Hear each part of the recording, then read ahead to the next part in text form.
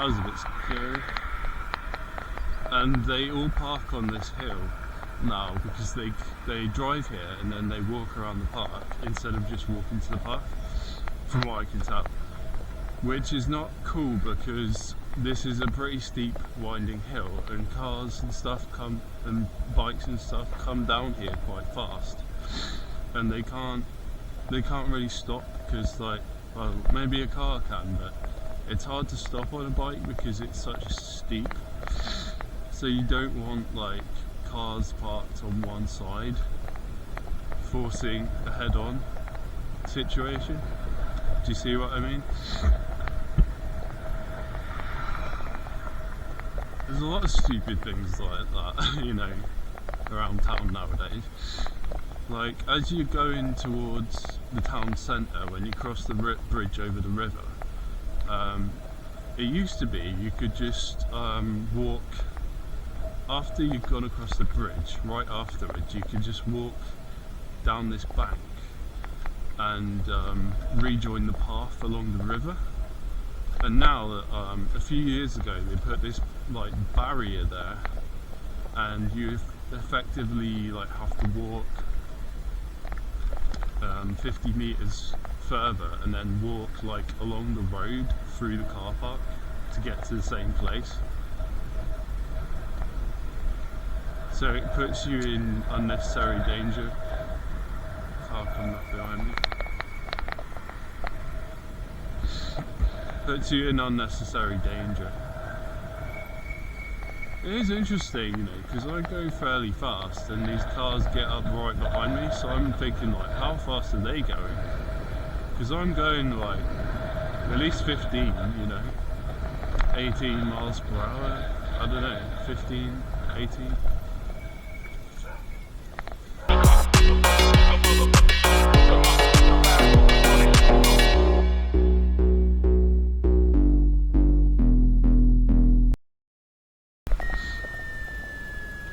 Wasn't even on the throttle.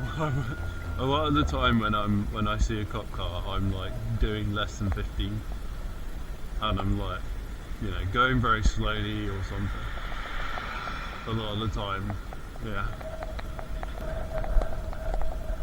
I'd say at least half the country is being rapidly developed.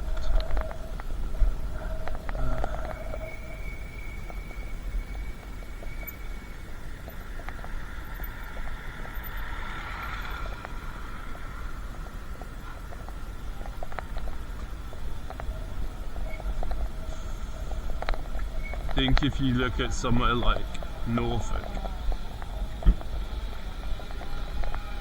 I think Norfolk, Lincolnshire, Oakham, up Rutland it's called. This guy I used to know on the internet when I was younger, he was from Oakham in, there's a big lake there, it's up near Leicester. Oh, there's a sheep, there's a sheep police. Hello. You see how I reacted like very quickly to that, even though it was a unusual situation. I could see that there was an animal, could have been a deer, you know, in normal situations I would have perhaps thought it was a deer. I don't think there's anyone here, otherwise I could tell them. I don't think there'll be anyone here. There's nothing for me to like ring or anything.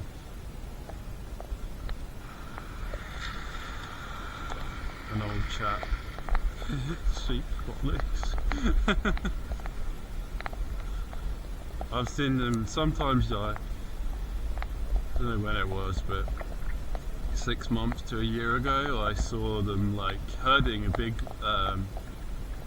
herd of cows along the road up in the north. There's some cows there though.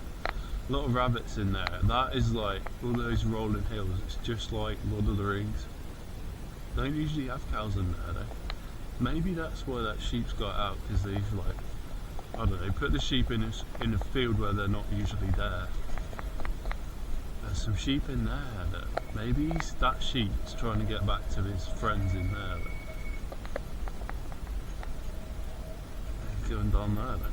He's off. He might just go back in, he might be free, but he might think like, oh, it's fucking boring out here, there's no one else out here, I'll just go back where I came from. Don't really have a plan of where to go today. I only thought like this far ahead, I only thought so far as going up here, to be honest. There's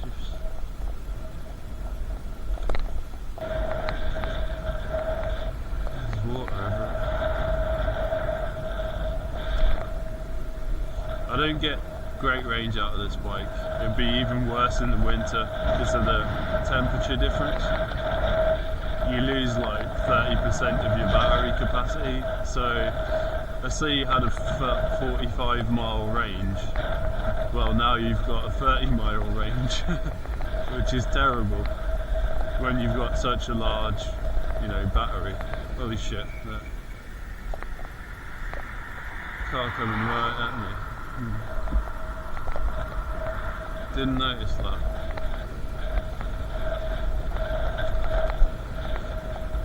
That's weird, like to see a car come straight at you like that. You know? I didn't notice the cyclists. You always got to keep looking where you're going, you know. I've seen that woman cycling before. I think she's not new. She's a regular around here.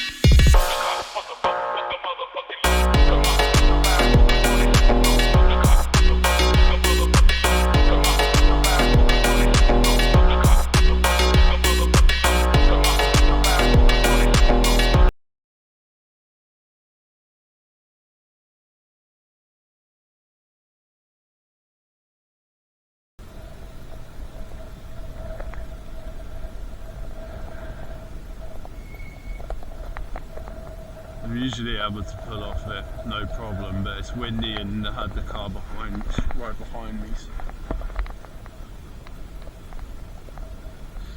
I'll talk about my health situation, briefly summarise.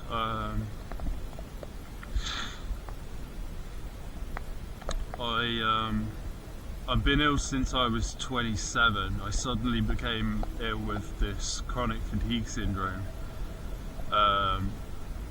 Had ups and downs, some pretty bad times, but I was doing pretty well until I went to prison, and then I was only in prison for 8 months, but seemed to have a big effect on me, and since then I slowly got worse, became more ill with new problems that didn't seem like chronic fatigue syndrome. They weren't the usual symptoms of chronic fatigue syndrome, and at first it was just kind of like my memory and my learning and stuff that was mostly affected, and then it kind of got worse and worse in the past couple of years, and started to become way more hypersensitive to chemicals and stuff, and started to have a problem called diabetes insipidus, which was not fun. I had weak wrist joints and a weak neck that was sensitive to bumps in the road. Had no idea why. I had cysts. A cyst appeared on my finger and my nose.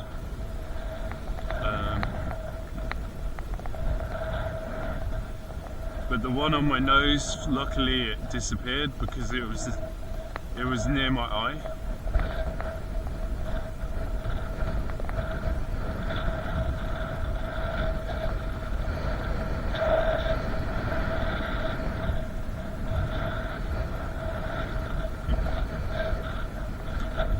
I had random pains in my stomach that I went to hospital at least twice with.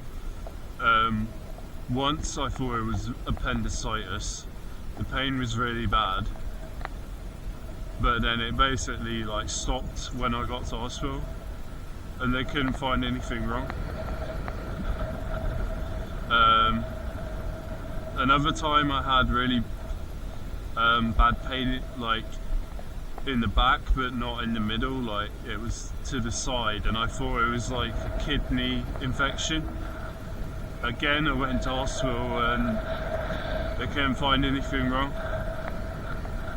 Did blood tests and whatever, couldn't find anything wrong, and the pain went away.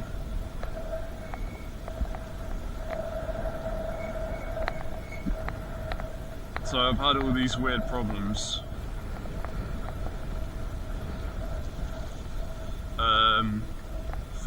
At first I had a load of weird neurological sensations as well. Like my scalp would go numb. I would feel like as if something was like pressing above my ear, like pinching, or like moving around in my head, like a weird swirling pressure sensations. Just like tingling of the nerves and like all kind of weird thing, you know, in the hands and feet and stuff. And then had to leave one bedroom all of a sudden because the air started to make me ill. Moved to the other one, it was fine. Then 8 months later the same thing happened there, and that's when I started to get really, really ill. And then I started having issues with foods. Was super hypersensitive to laundry detergent especially, but it started to spread to other things, just like leather sofas, tables, TVs, all sorts of things. and then I became extremely sensitive to mold. Couldn't go in the kitchen or the upstairs bathroom. Slept with the door open in the living room on the floor until I was able to move into a tent a few months later. It's a pretty bad situation. Was only going to the toilet once a week. My muscles became sore, I became really confused. Had no idea what was causing any of it. But I thought it might have been caused by mold in the air at first, because that's the only thing I could find on the internet that like had similar symptoms. These people. 10 dogs.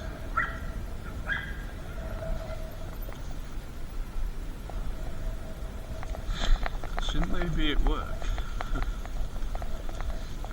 But yeah, so I moved into the tent. I thought, well, if it's the air that's making me ill, then I need to get outside. And I did feel a bit better after being in the garden a lot.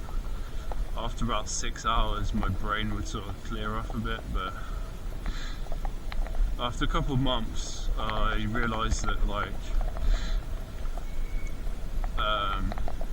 it wasn't curing the problem, but it was helping a bit being outside. And I did like stabilise. I wasn't reacting to new chemicals and stuff, so my life became stable, which is good. I wasn't eating many foods. I was mostly eating meat and eggs and pineapple and stuff like that. Carrots, potatoes, parsnips. Didn't eat much potato. I stopped eating rice. I stopped eating chips. I stopped eating bread. I stopped eating milk, cheese,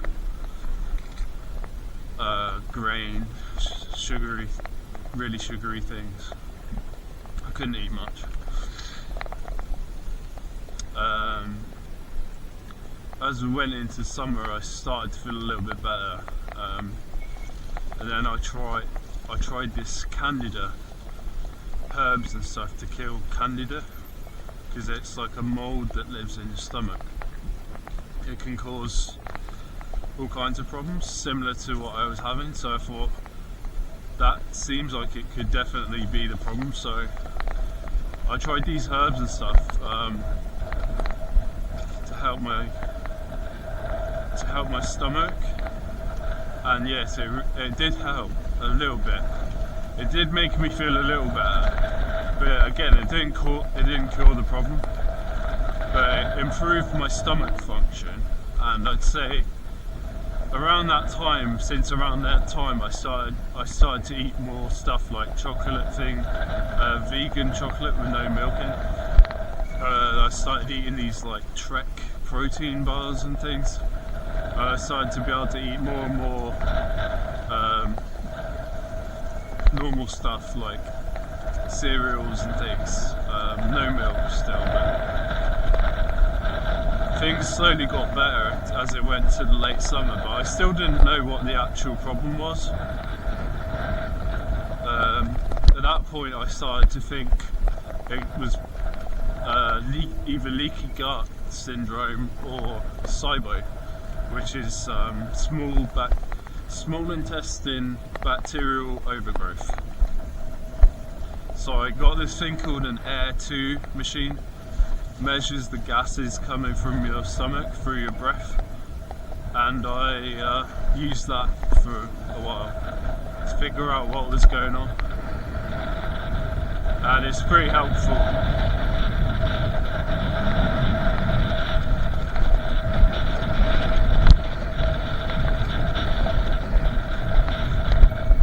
I mean, I could kind of tell anyway that like, yeah, sometimes my gas level was going really high.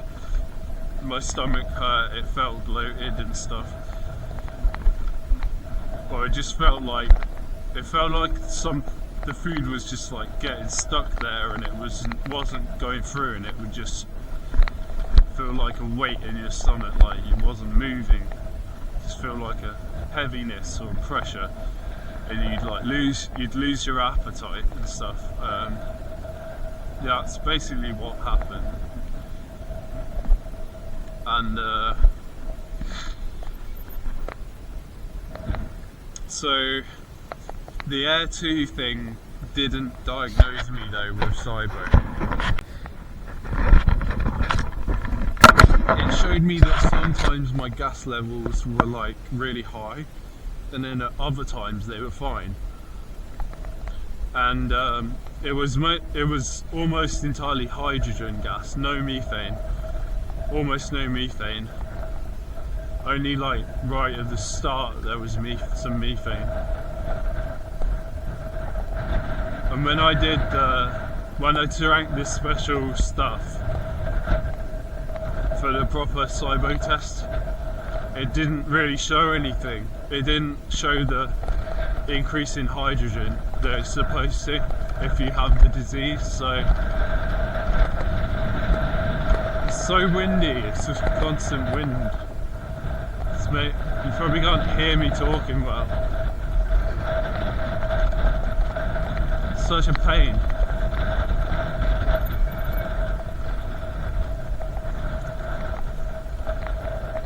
Because there's no shelter here. I'll just stop for a second.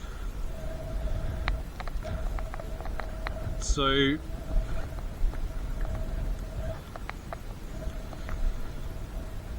yeah, basically that was inconclusive, and it made me think that possibly I had a rare form of SIBO called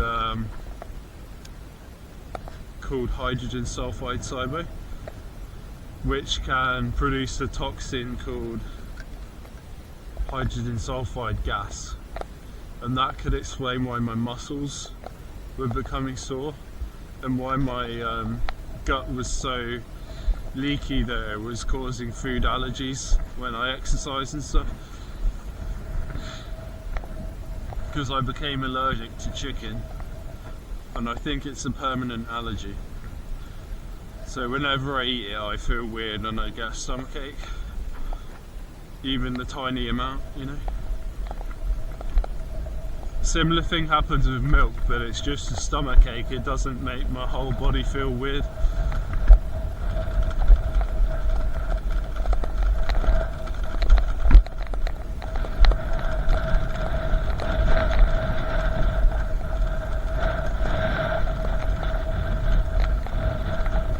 So then I thought, well, I need to do bacteria microbiome test on my stomach and leaky gut test and stuff. So that's what I did next, and the bacteria results were very interesting.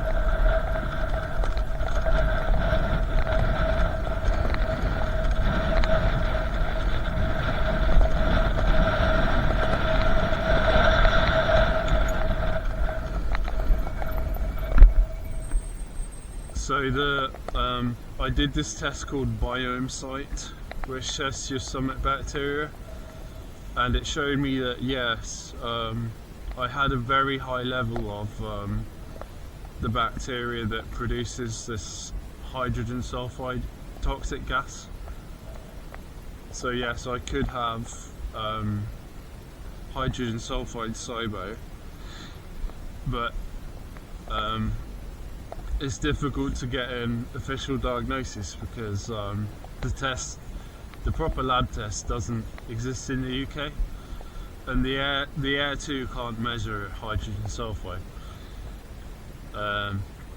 It's also possible, looking at the results of the Air 2, that my SIBO comes and goes, so it might not be consistent hydrogen sulfide problem.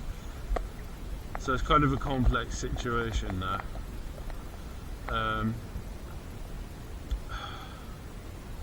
Basically what I'm looking into now is, well, for a while I tried suppressing the bacteria with antimicrobial herbs and Pepto-Bismol.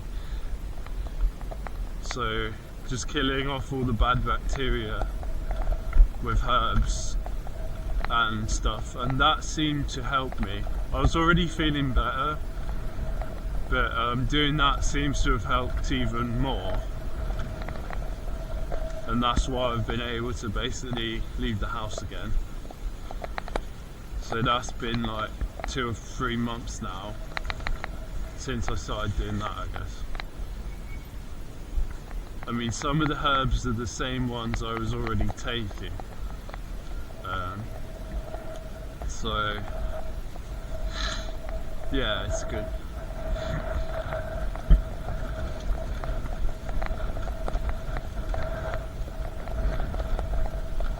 But it doesn't completely cure the problem. Sometimes I get really tired and my gas flares up again.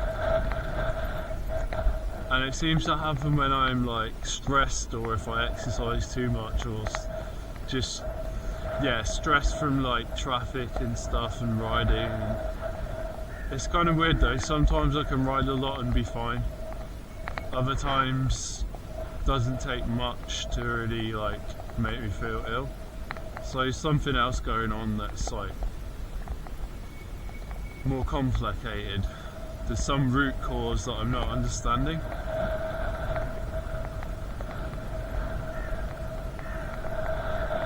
These trees are beautiful, aren't they? I might go up into that field there, perhaps. These trees. Not sure. They're like, what sort of type of tree they are? They're like acorn leaf.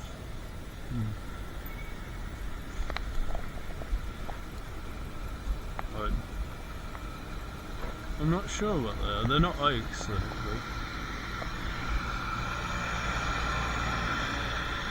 Can't see anything on them.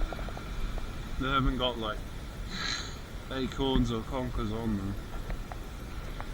Very pretty. Okay, I walked up this. There's a bird there. Big bird flying over there. Into those trees. That really big. Must be really big for me to see it well from here. I left my bike down over that stile on the other side. That's quite a walk for me, especially because it's uphill. But I wanted to see what's over here, and I couldn't get past that stile. That is the corner of the reservoir, I think, down there. I think that's it, down there. Unless that's just another little pond. But I wonder what causes these tracks here. Is it people? Is it animals? Is it cattle? Because I started noticing these in the past couple of years, I'd say. And before that I never noticed them. And it almost looks like someone sprayed weed killer on it. England is a very hospitable place. Not too much dangerous animals and weather events and stuff. It's really good. I think some people call it like one big garden, you know. Makes sense.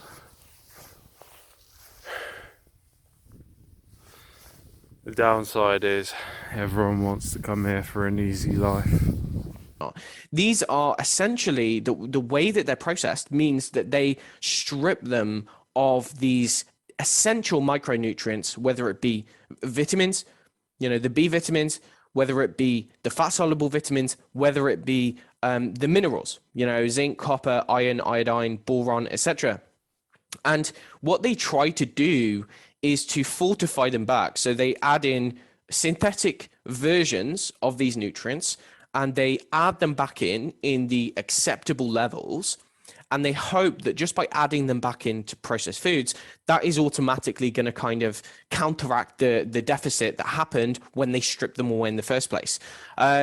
So what we see kind of in our modern world is this consumption of high processed foods, or for many of us, even going on healthful diets, whole food diets. I think that's one of the reasons why whole foods are so important. First of all, is because you don't have this processing, you don't have this stripping away of these essential nutrients. But long term, what this can do is cause some kind of semi-permanent changes in the way that the body functions. So you think these things are really necessary? If we don't have these, we can fairly quickly die. If we're looking at the B vitamins, they're water soluble. What that means is we don't store them very well. Particularly thiamine, the storage is about 28 days. So if you don't have enough thiamine coming in, you will develop pretty severe deficiency symptoms after about 28 days. And then you can kind of subsist for a certain period of time. But if you continue getting low amounts, then you will die. Many people die from this. This was well established in Japan.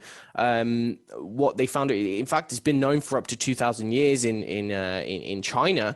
Is that people who consumed higher amounts of processed foods such as white rice, they found that essentially these people would develop very strange symptoms relating to the neurological, central neurological, peripheral neurological system, the cardiovascular system, and they would eventually die.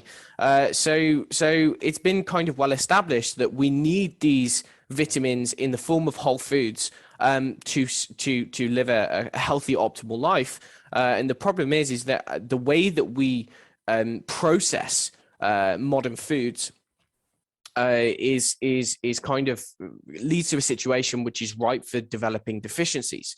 One of the reasons is, and this is particularly relevant to the context of thiamine, is the amount of thiamine that you require is proportional to the amount of carbohydrate in your diet. Okay, that's probably the most key thing to understand, is that for every certain proportion of carbohydrate that you burn, you're using thiamine. Thiamine is necessary as a cofactor for some of the enzymes, which are kind of like the entry point of glucose or carbohydrate into the next stage by which it's converted into fuel. So the more carbohydrate you consume, the more thiamine you use up. The research tends to indicate is this concept of thiamine being somewhat of an anti-stress molecule. And there's a couple of reasons for that. But basically, when a cell is under the conditions of inflammation, under the conditions of oxidative stress, when the cell perceives some kind of threat or danger, one of the responses is to rapidly increase the uptake of thiamine. Okay, rapidly increase the uptake of thiamine. So you have these transporters on the cell, on the barrier of the cell. I won't necessarily say a membrane, because I'm not sure that we know that there's a membrane, but whatever it is that makes up the barrier membrane of the cell, then essentially, like, you have a cascade of events that when the cells perceive stress, these proteins, these transport proteins, increase in number, and you get this massive influx of B1 for whatever reason. And this has been identified on several occasions. And for this reason, it's thought that B1 possesses an anti-stress or anti-kind of inflammation, anti-oxidative stress role, in that it's really important for cells dealing with external stresses. And I think that this is really important, considering, like what you just said, we're kind of living in an environment which is packed full of environmental toxins, whether it be exhaust fumes, plasticizers, heavy metals, you name it, we're exposed to how many thousand chemicals every single day. But you've also got the non-physical issues of EMF. You've got this low level underlying exposure that we're all exposed to, and does affect our cells, does affect energy metabolism, does affect mitochondria, which is pretty clear at this point. And this is very subtle. It's something that you can't necessarily measure just by feeling your symptoms. Some people can, but many people don't. But it's definitely having an effect. If we look at the effect of EMF on the cell, like, it's pretty clear that it has a disruptive action on the antioxidant system. It has a disruptive action on how the cells process or handle calcium. And it can have some excitatory effects on neurons, causes like excessive neuron firing. Now, again, like, there's a lot of the stuff that's going on under the surface which can contribute towards chronic illness, which is not necessarily identified. But if we factor in all of the collection of stressors, I think that what this does, at least at the cellular level, is increase the requirement for nutrients. I'm not sure about the other B vitamins, but certainly it seems to be increasing the requirement for thiamine. So one could even make an argument that even if someone's eating a whole foods, unprocessed diet, and they're getting kind of more than the RDA is asking for, it would seem, at least from my perspective, that the requirement in our modern world is actually going to be higher than it was 100 or 200 years ago. And this is where we get into murky territory, because you'd think that human beings are designed to eat the foods that are grown on Earth, or the animals that live on Earth. But again, if we take into consideration, we live in a pretty hostile environment, and it's becoming more hostile every single day on many levels. I think that what this is doing is basically increasing our need or our demand, and it's something which I'm not convinced that everyone can actually achieve through food. This is the thing. And you can factor in modern farming methods in terms of monocrop agriculture, even the soils being depleted of certain things, which has downstream effects on the kind of nutritional content of whether it be plant foods or animal foods, potentially.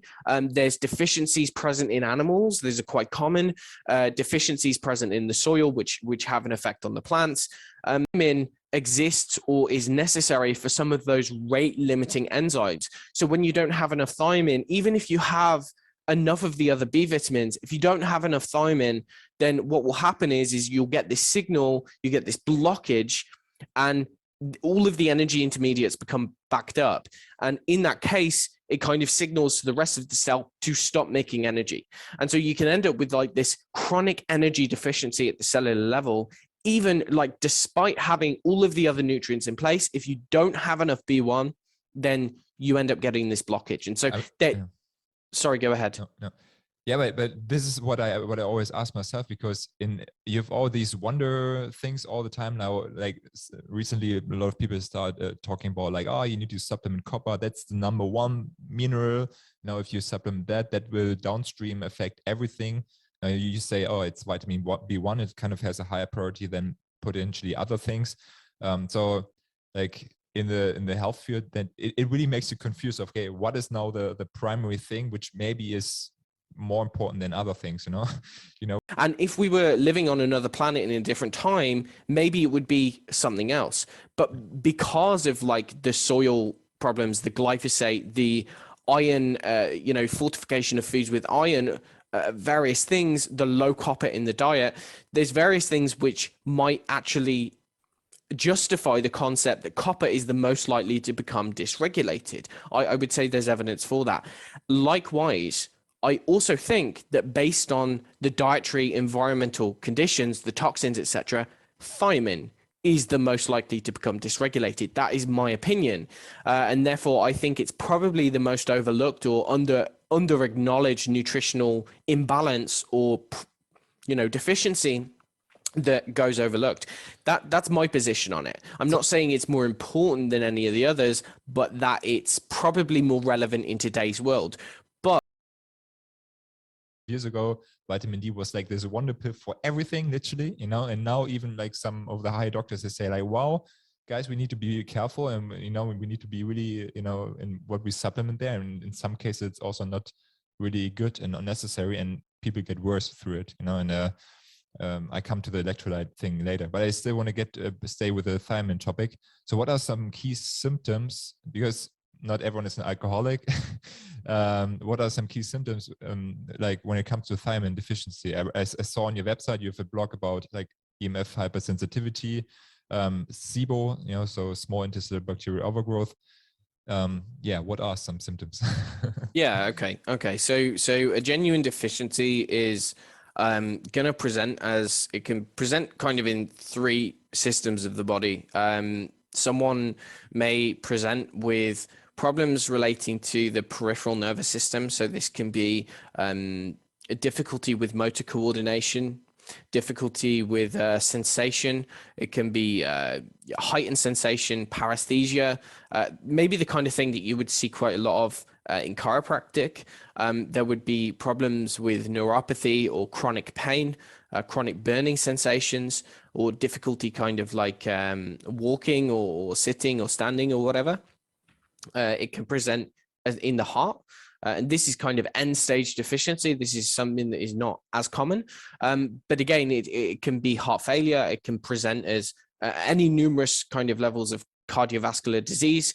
It can result in edema. So someone might end up with fluid retention, puffiness in the lower limbs.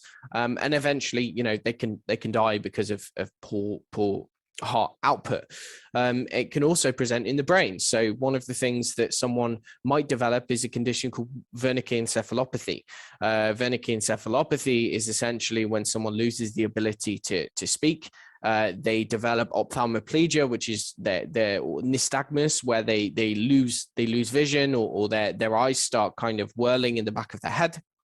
And again, they severe memory loss and difficulty kind of doing anything, and essentially it's going to end up in an eventual depression of the respiratory center, and they lose the ability to talk, to breathe, and they eventually die. So there's what this all kind of comes back to is that B1 is central to brain function, and particularly central to the lower parts of the brain, which are responsible for controlling the autonomic nervous system. Okay. For instance, someone might not be diagnosed with POTS, but they might look at their kind of hands when they go out in the cold and see that they've got very poor circulation.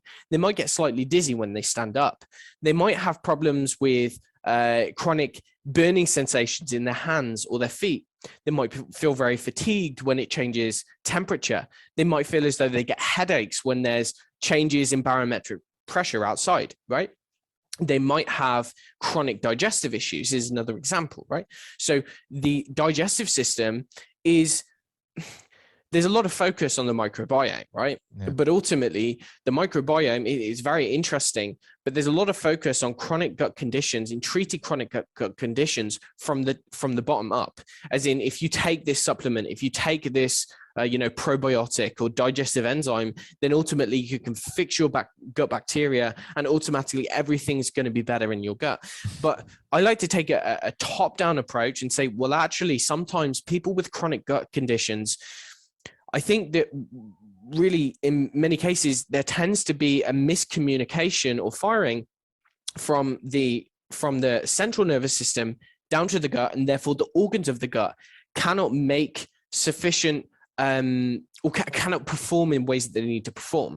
So if you look at many of the kind of chronic digestive system symptoms which plague many people today, in which they might seek out an alternative health practitioner, let's look at something like small intestinal bacterial overgrowth, stomach acid, low stomach acid, chronic burping, chronic constipation. All of these things, what do they have in common? They have in common oftentimes at their root cause, it's a lack of some kind of an output from the digestive organ involved. So SIBO oftentimes involves poor intestinal motility. Yeah. Low stomach acid involves poor output of the parietal cells in the stomach to make gastric acid. So rather than just taking a supplement which contains stomach acid or HCl, which is like a symptom management approach, we have to ask the question, why is the stomach not producing, why are the cells not producing stomach acid in the first place?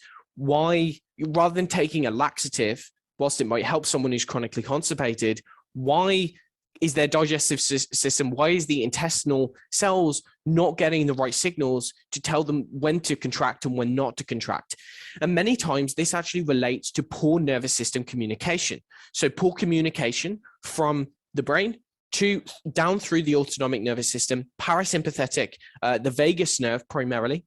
It's innervating the gut, or innervating this dense bundle of nerve cells around the gut, referred to as the enteric nervous system. And it's the enteric nervous system which is responsible for coordinating all of the things which are necessary for healthy digestion. And so actually, if you look at the research, there's a lot of evidence which would say that most, if not all, chronic digestive issues have at their core, at least as part of their pathophysiology, a problem with the enteric nervous system. And so again, if we're coming back to B1, coming back to thiamine, well, we see that thiamine is absolutely key for the areas of the central nervous system which are responsible for telling every other organ what to do and at what times. And in fact, the first sign of low levels of thiamine or a thiamine deficiency, the main areas in the brain which are affected are going to be those regions which govern the autonomic nervous system. Auch wenn unsere Sonne hell scheint, sind wir doch nicht vereint im Licht. Hast du Pläne für dein Leben? Ich schreib sie gerne für dich und mich.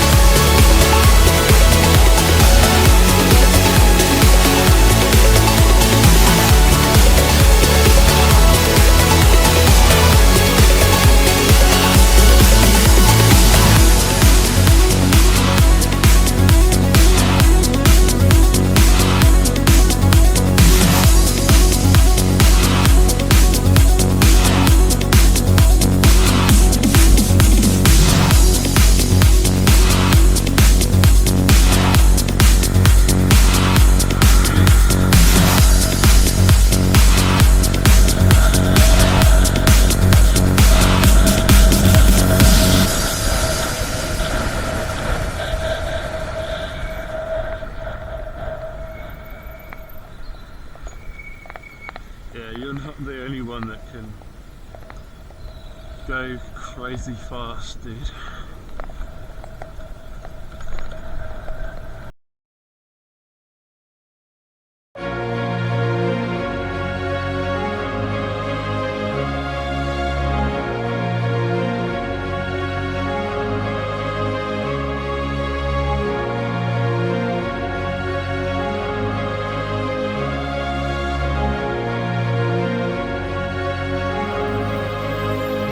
Weit entfernt scheint mir das Sternenmeer.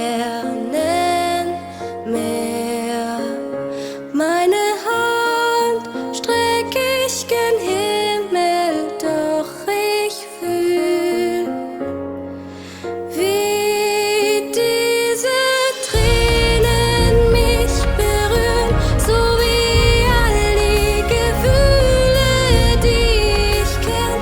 Ich suche nach den Träumen, sag mir, wo du bist. Ich warte unter dem Himmelszelt.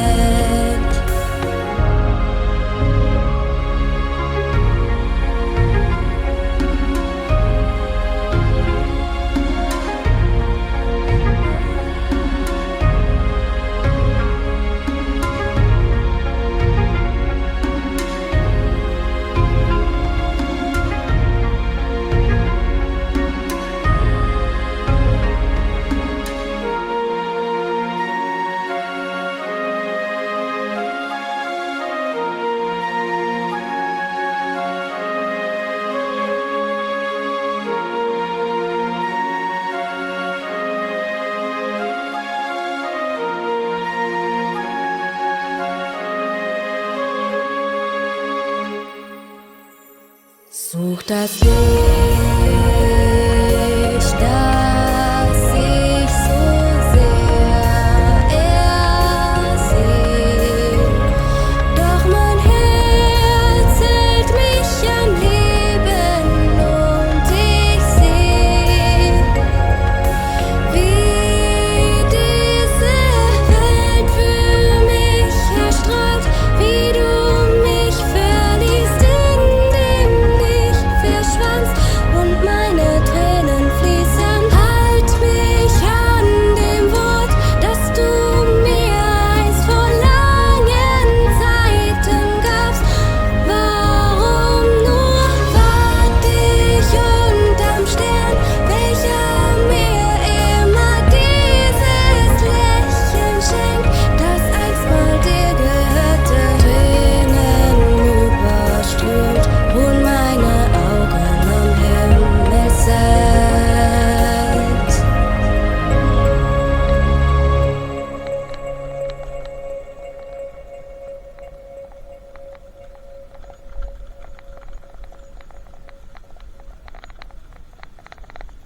Even this path here is boggy.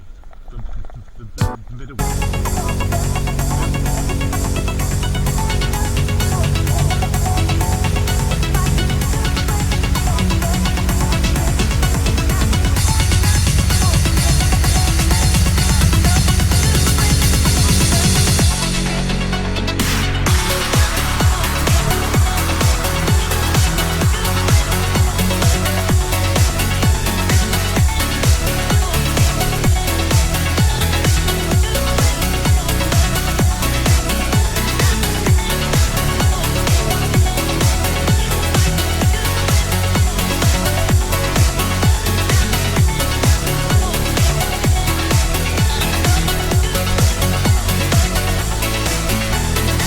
Die Nachtsichtbahn, der Mond leuchtet hell, leise glitzern meine Tränen in den Mondlicht. So vergänglich sind die Gedanken, sein Bild wieder mal von Dunkelheit umschlossen. Ich denk an unsere Zeit, wie wir es erwacht haben. Sie ist nicht still, wirklich zum Mond herauf und sehe die Tage, die nur längst ergangen sind.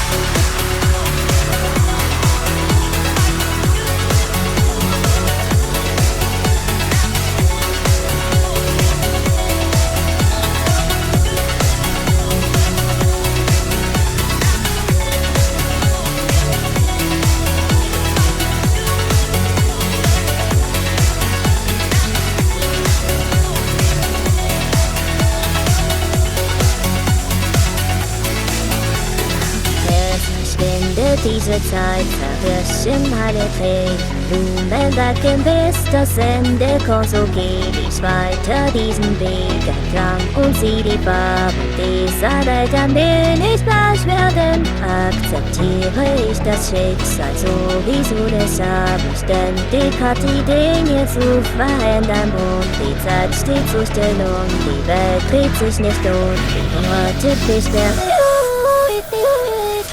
Ich glaub, deine Wärme spüren, ich lauf weiter, das ist ein Wunder und ich möchte deine Stimme hören, deine Augen sehen und zusammen mit dir wieder lächeln können.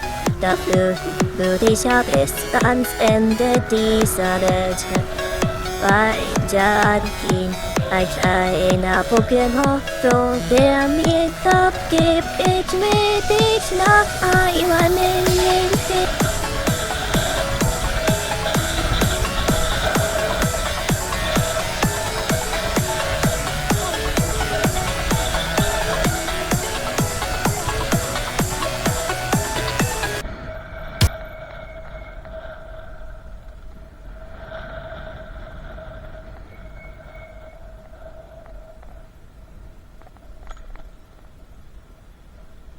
I was at my dad's friend's, yeah, the farmer guy.